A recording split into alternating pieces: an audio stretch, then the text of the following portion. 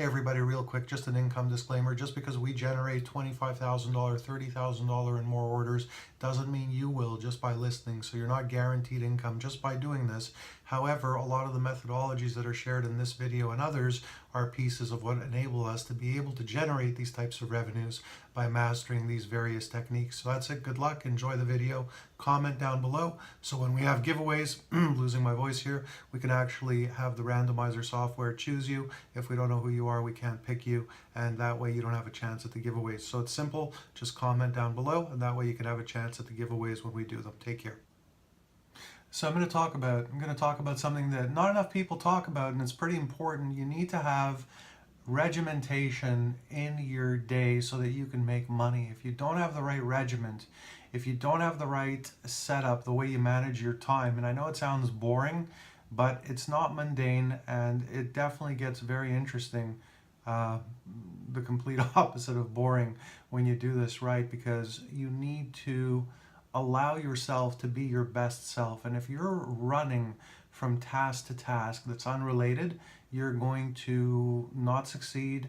And you know, if you're able to make money doing things like that, and I'll explain what I mean in a minute, then you really are great, because you have the potential for greatness if you do things right. So here's what I mean.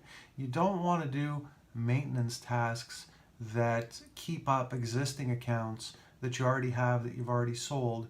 Do a half hour of that, then go to selling, then go to structural things, maybe in the office. Structural meaning, you know, how to motivate your people if you have employees, and go through a motivation meeting, and then go back to maybe doing some selling, and then back to some maintenance. What you want to do is you want to have a similar routine every single day, in a sense where anything that has to do with being productive meaning bringing in actual dollars, sales dollars, you want to do that first thing in the day.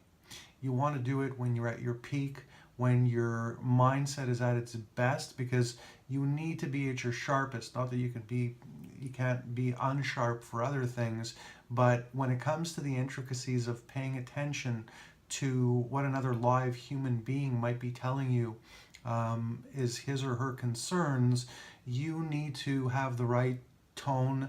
You need to be totally very zoomed in, you know, on what they're saying to you, and you need to be quick to respond so that you don't sound like you're scripted or uninterested, or just you know, a lazy person. You have to have good positive energy.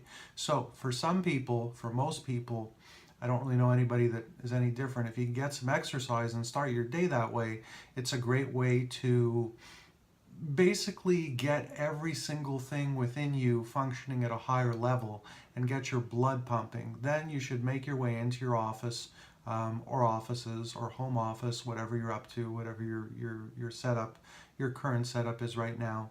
And you should tackle your sales. And in, you know, SMMA or any type of agency, or most businesses that involve providing a product or service, you're going to definitely need to interact with clients. So in whatever way you do that, make it that you're actually doing that first thing in the morning. And don't, no matter what, there's so many different productivity mechanisms that they're also, if you use them wrong, they're the opposite of productivity mechanisms. So you want to shut off your email, shut off your social media, any notifications. You want to make it so that you're able to completely ignore whatever is going on around you, whatever is really just, you know, coming towards you that's unrelated to the task at hand, which is interacting with your client. Well, in this case, the first thing you're doing, you're interacting with potential new clients. You're not interacting with any clients first thing in the morning. What you should be doing is you should be hunting.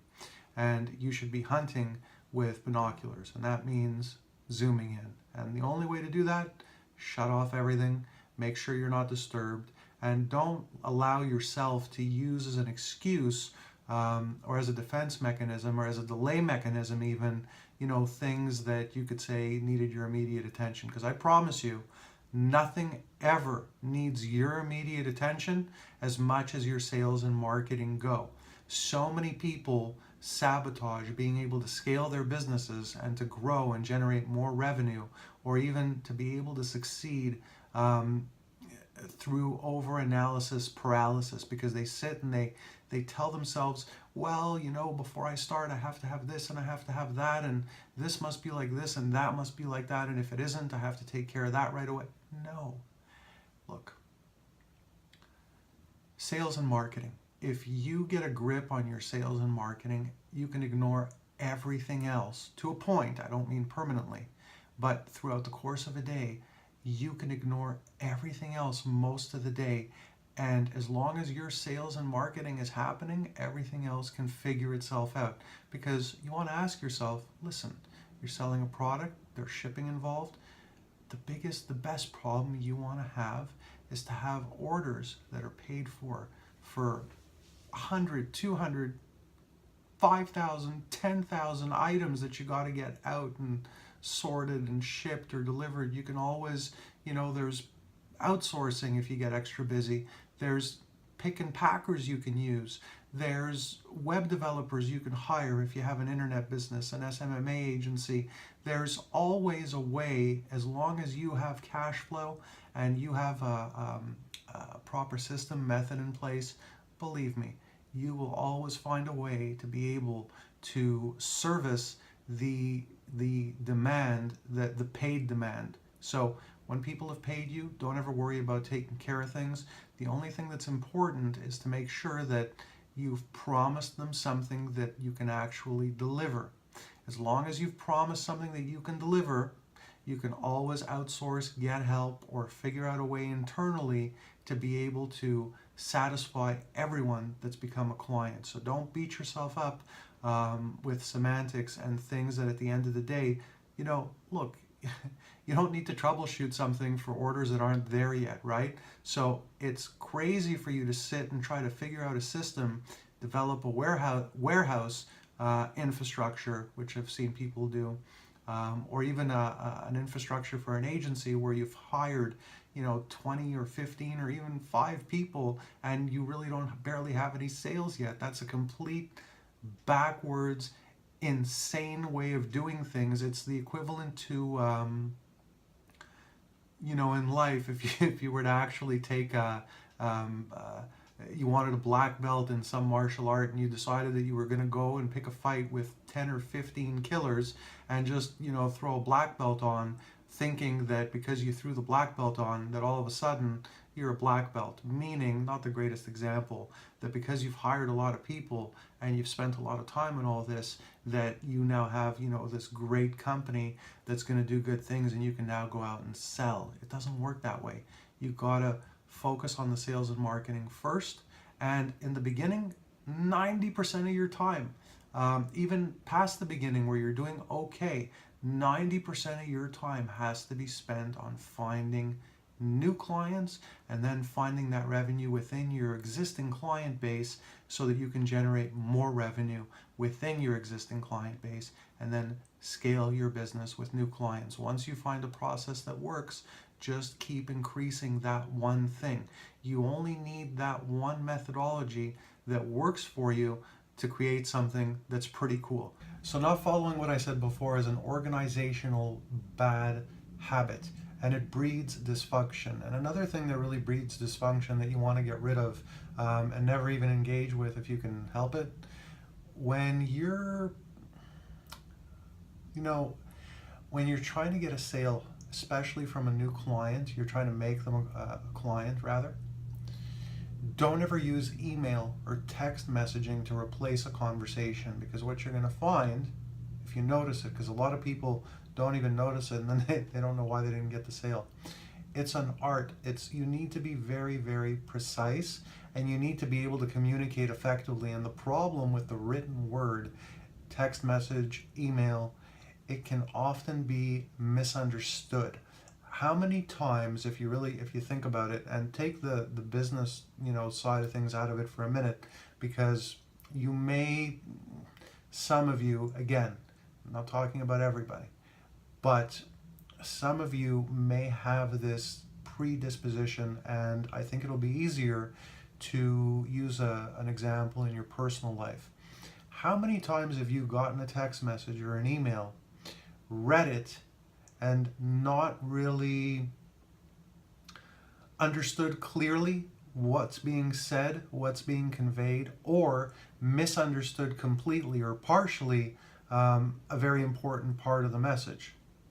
Happens a lot, right? It can happen often, especially if you're not really used to really focusing in and thinking on what's that other person trying to say. And if it's a good message, if it's written clearly, you really shouldn't have to. But most people, even the best message composers can have something come across and have it be misunderstood or misinterpreted. So think about that. You'll notice it's true. And I know sometimes it seems more convenient, but if you're going to write a message, usually you need to think about it.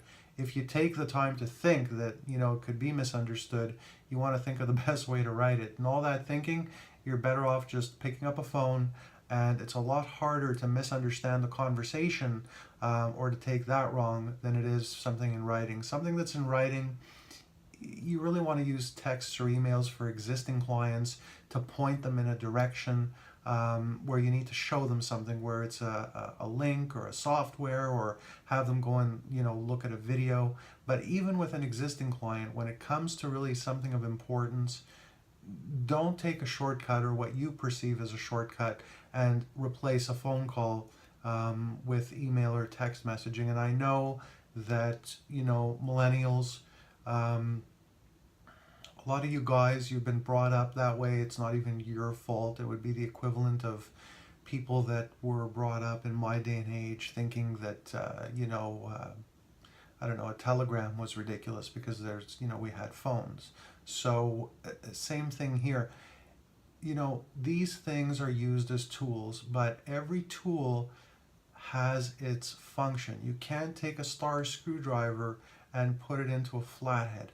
It's just not going to work. The star screwdriver is awesome. It's poetry in motion when you need it, but if you try and stick it in a flathead, you're going to get absolutely nowhere. And a lot of people use their text messaging and their emails exactly like that. They're sticking a star screwdriver into a flathead or a flathead into a star.